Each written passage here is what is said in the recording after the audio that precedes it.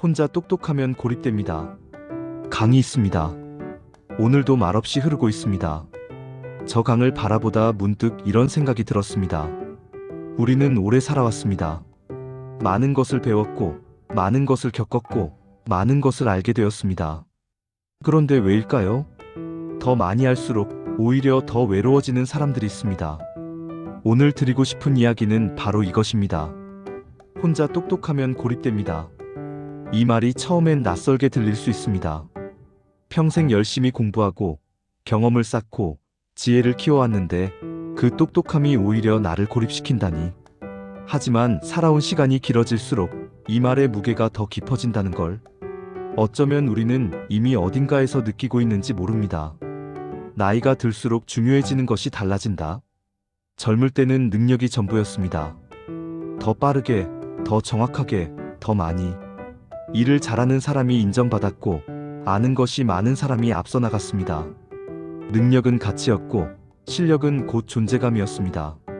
그 시절에는 그것으로 충분했습니다.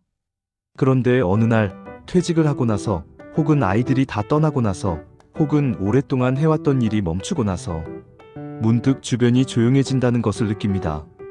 연락이 뜸해집니다. 모임이 줄어듭니다.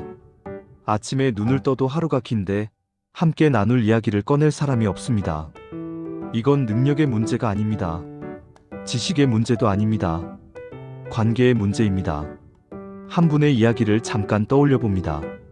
30여 년간 중견기업의 관리직으로 일하신 분이었습니다.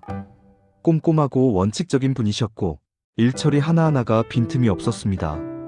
주변에서는 그분을 믿을 수 있는 사람이라고 불렀습니다. 그런데 퇴직 후 3년이 지나면서 그분은 말씀하셨습니다. 나는 틀린 말을 한 적이 없는데 왜 자꾸 사람들이 멀어지는지 모르겠어요. 그분은 여전히 옳은 말을 했습니다. 정확한 분석을 했고 날카로운 지적을 했습니다. 그런데 그럴수록 모임에서 먼저 나서는 사람이 없어졌고 대화가 끊겼습니다. 자녀들도 전화는 드려도 마음을 열어 이야기하지는 않게 되었습니다. 그분은 외로웠습니다. 하지만 왜 외로운지는 몰랐습니다. 똑똑함이 관계를 끊어내는 방식. 관계를 끊어내는 건 큰 사건이 아닙니다. 그건 틀렸어요. 내가 살아보니까 그렇게 하면 안 돼. 그게 뭐가 좋아요? 그냥 이렇게 하면 되는걸. 이런 말들입니다. 작고 일상적인 말들. 이 말들이 쌓이면 사람들은 조금씩 말문을 닫습니다. 틀렸다는 걸 알아도 굳이 이야기하지 않게 됩니다. 다음에는 처음부터 꺼내지 않게 됩니다. 그것이 거리가 됩니다. 충고는 진심일 수 있습니다. 판단은 경험에서 나온 것일 수 있습니다. 가르치려는 마음도 아끼기 때문일 수 있습니다. 그러나 받는 사람에게는 그것이 종종 나는 부족하다는 느낌으로 전해집니다. 그 느낌을 자꾸 받는 사람은 결국 그 자리를 피하게 됩니다. 옳은 말이 관계를 끊어내는 이유가 바로 여기에 있습니다. 그렇다면 무엇이 관계를 이어주는 걸까요? 놀랍게도 그것은 말이 아닙니다. 듣는 것입니다. 고개를 끄덕이는 것입니다. 그랬구나 라고 말해주는 것입니다. 판단 없이 옆에 있어주는 것입니다. 공감은 기술이 아닙니다. 공감은 태도입니다. 그리고 경청은 말하기보다 훨씬 어려운 일입니다. 평생 쌓아온 지식과 경험을 잠시 내려놓고 그저 상대방의 이야기 안으로 들어가는 것.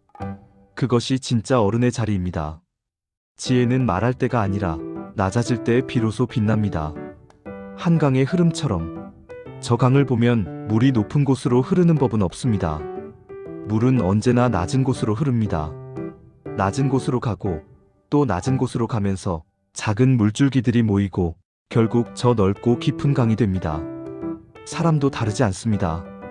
자신을 낮출 때 사람들이 가까이 옵니다. 먼저 물어볼 때 대화가 흐릅니다. 인정할 줄 알 때 신뢰가 쌓입니다. 강이 낮기에 모든 물을 품을 수 있듯 사람도 낮아질 때 비로소 관계가 흐릅니다. 그건 약함이 아닙니다. 품어내는 힘입니다. 오래 살아온 사람만이 가질 수 있는 깊고 조용한 힘입니다. 나이가 든다는 것은 잃어가는 것이 아닙니다. 더 넓어질 수 있는 기회입니다. 더 많이 담을 수 있는 그릇이 될 수 있는 시간입니다. 외롭지 않은 노년을 위한 3가지. 외롭지 않은 노년을 위해 거창한 것은 필요하지 않습니다. 아주 작은 것 세 가지면 충분합니다. 첫째, 말을 조금 줄여봅니다. 내가 하고 싶은 말의 절반만 해도 상대가 말할 공간이 생깁니다. 그 공간에서 대화가 시작됩니다. 침묵도 나쁘지 않습니다. 함께 있는 침묵은 외로운 침묵과 다릅니다. 둘째, 먼저 안부를 물어봅니다. 요즘 어때? 한마디가 생각보다 많은 것을 열어줍니다.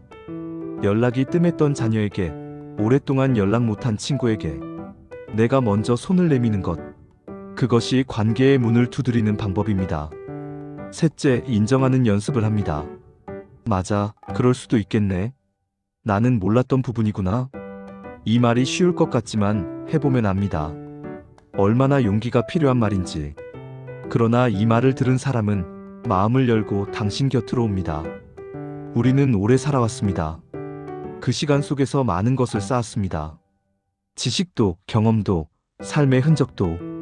그러나 그 모든 것이 진짜 빛을 내는 순간은 혼자일 때가 아닙니다.